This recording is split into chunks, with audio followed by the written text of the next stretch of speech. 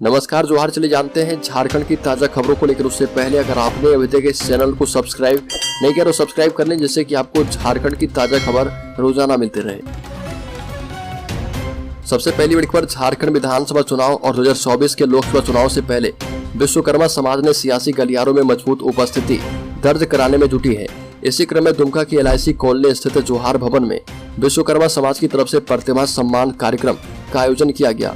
इस कार्यक्रम में मुख्य अतिथि के रूप में दुमका सांसद सुनील सोरेन और विशिष्ट अतिथि के रूप में विश्वकर्मा समाज के प्रदेश अध्यक्ष विकास राणा और पूर्व मंत्री लुइस मरांडी शामिल हुई। कार्यक्रम में विश्वकर्मा समाज के प्रदेश अध्यक्ष विकास राणा ने कहा कि विश्वकर्मा समाज अपने को स्थापित करने के उद्देश्य से आने वाले लोकसभा और विधानसभा चुनाव में शक्ति प्रदर्शन करेगी और जिसकी तैयारी राजनीतिक रूप से की जा रही है। आने वाले समय में विश्वकर्मा समाज के लोग राजधानी रांची में एक विशाल रैली निकालकर अपनी शक्ति का एहसास करवाएंगे।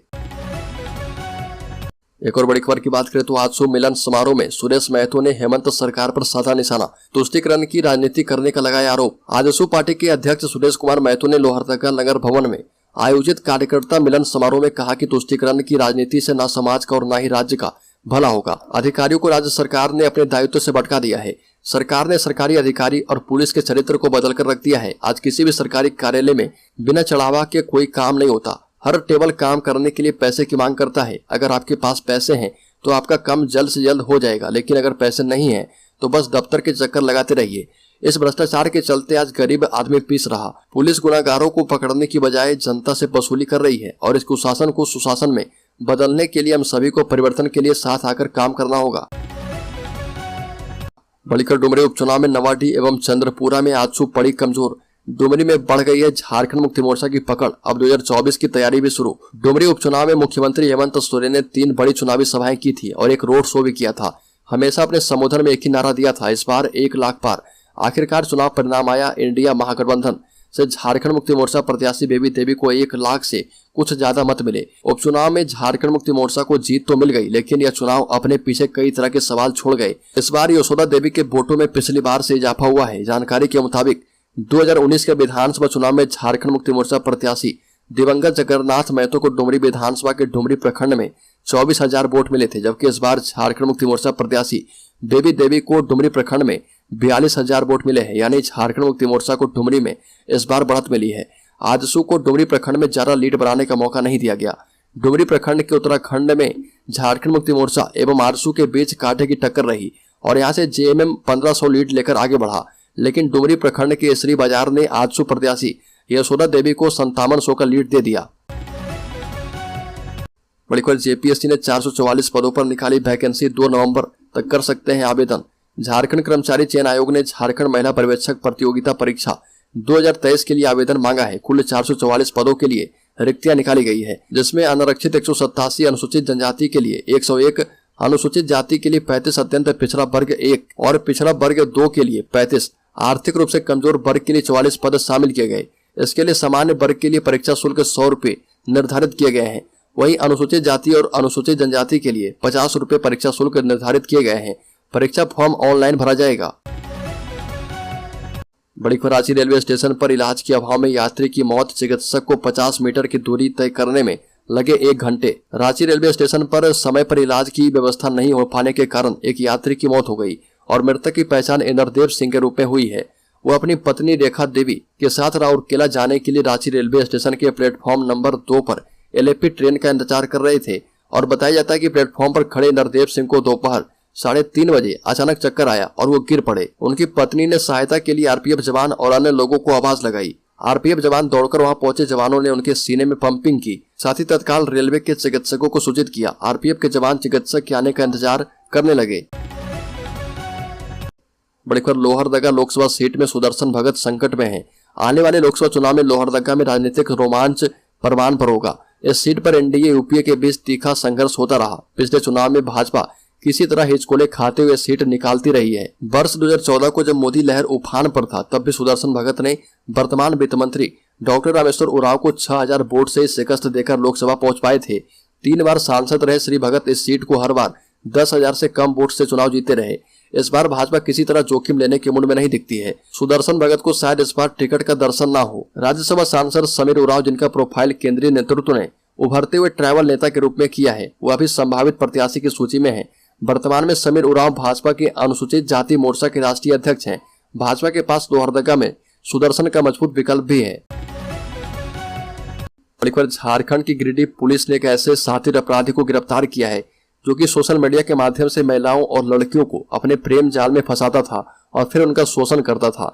गिरफ्तार आरोपी का नाम सद्दाम हुसैन है और वह गावा थाना क्षेत्र के बादिड्डी का निवासी है। आरोपी एक महिला को ट्रेन से जबरन कोलकाता ले जा रहा था। पुलिस ने मामले की जानकारी मिलते ही आरोपी को बीच रास्ते में ही दबोच लिया और महिला को मुक्त करवाया।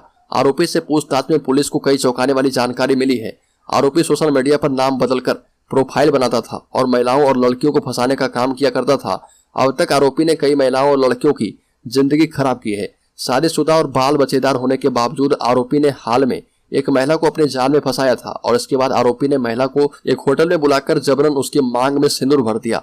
इसके बाद आरोपी ने महिला का यौन शोषण किया। इस दौरान आरोपी ने महिला की आपत्तिजनक तस्वीर भी ले ली और ये उसका धंधा बन गया था। बड़ीखर पंकज मिश्रा एवं अन्य के खिलाफ प्राथमिकी करवाने वाले को मिल रही धमकियां, पीड़ित ने की है पुलिस से सुरक्षा की मांग। पंकज मिश्रा एवं अन्य 20 लोगों के खिलाफ हजारों करोड़ के अवैध खनन की ऑनलाइन प्राथमिकी दर्ज करवाई गई है। प्राथमिकी दर्ज करवाने वाले अनुरंजन अशोक एवं उसकी पत्नी सुचित्रा अशोक को जान से मारने की धमकी मिल रही है। धमकी देने वाला अपने को थाना प्रभारी बताता है और अनुरंजन अशोक डोरंडा थाना क्षेत्र के डीबीडी केएसपी कॉलोनी के रोशन एनक्लेव के निवासी हैं। इस संबंध में उन्होंने डोरंडा थाना में जान से मारने की धमकी देने से संबंधित शिकायत की है और प्राथमिकी दर्ज करने की मांग की है और पुलिस से मामले की जांच करने एवं उसके साथ पूरे परिवार की सुरक्षा देने की मांग की। बड़ीखर झारखंड मुक्ति मोर्चा विधायक सीता सोरेन ने कहा कि बाहरी लोगों को राज्य से भगाना है और अपने लोगों को बसाना है। झारखंड मुक्ति मोर्चा विधायक एवं स्वर्गीय दुर्गा सोरेन की पत्नी सीता सोरेन ने कहा कि राज्य में हमारी सरकार होने के बाद भी केंद्र सरकार की प्रताड़ना झेलनी पड़ती है।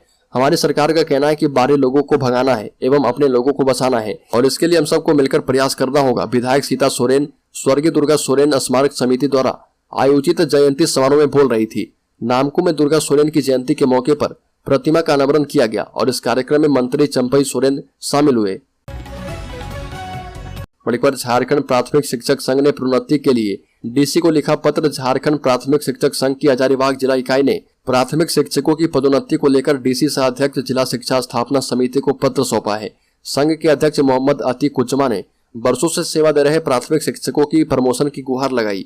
साथ ही कहा कि स्कूली शिक्षा एवं साक्षरता विभाग के प्राथमिक शिक्षा निदेशक ने हाईकोर्ट से पारित न्यायादेश के तहत प्राथमिक शिक्षकों की वरीयता सूची 2 ग्रेड को 4 और वरीयता सूची 4 ग्रेड को 7 के लिए किया जाना अपेक्षित है।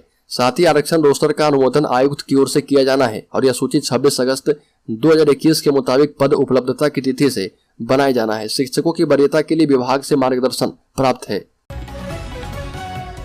बढ़कर पूर्व सीएम बाबूलाल मरांडी के राजनीतिक सलाहकार की गुहार, कहा कि मेरी हत्या हो सकती है, परिवार भी निशाने पर है। भाजपा के प्रदेश अध्यक्ष और राज्य के पूर्व मुख्यमंत्री बाबूलाल मरांडी के राजनीतिक सलाहकार सुनील कुमार तिवारी ने अपनी जान पर खतरे की आशंका जताई है। राज्य के मुख्य सचिव को भेजे गए पत्र में जिक्र किया कि परिजन भी निशाने पर हैं। पत्र में सुनील कुमार तिवारी ने लिखा कि बाबूलाल मरांडी के सलाहकार हैं और उनकी इंटरनेट मीडिया टीम के नेतृत्व की महत्वपूर्ण जिम्मेदारी संभालते हैं। सुनील कुमार तिवारी ने कहा कि सरकार ने मुझ पर अगस्त 2021 में 1 महीने के भीतर लगातार 2 फर्जी मुकदमे करवाए, क्योंकि मैं झारखंड में हेमंत सोरेन के नेतृत्व वाली गठबंधन सरकार में व्याप्त राजनीतिक संरक्षण में भ्रष्टाचार को लेकर मुखर था। मुझे जेल भेजा गया। हाईकोर्ट ने मुझे जमानत प्रदान करने के आदेश में केस करने से लेकर गिरफ्तारी तक में झारखंड पुलिस की हाइपर कार्यशैली पर तीखी प्रतिकूल टिप्पणी की। सुनील तिवारी ने कहा कि मेरे प्रति राज्य सरकार का व्यक्तिगत दुश्मनी का रवैया इस बात से समझा जा सकता है कि राज्य सरकार हाईकोर्ट से प्राप्त मेरे जमानत आदेश को रद्द करवाने के लिए करीब आधे दर्जन वकील रखकर सुप्रीम कोर्ट गई। बड़ीखर जमशेदपुर में गाय की बच्चिया के साथ दुष्कर्म का मामला सामने आया। आरोपित का नाम सैदुल शेख है, जो कि मूल रूप से पश्चिम बंगाल के मुर्शिदाबाद का रहने वाला है। झारखंड के जमशेदपुर में गाय की बच्चिया के साथ अप्राकृतिक दुष्कर्म का मामला सामने आया है।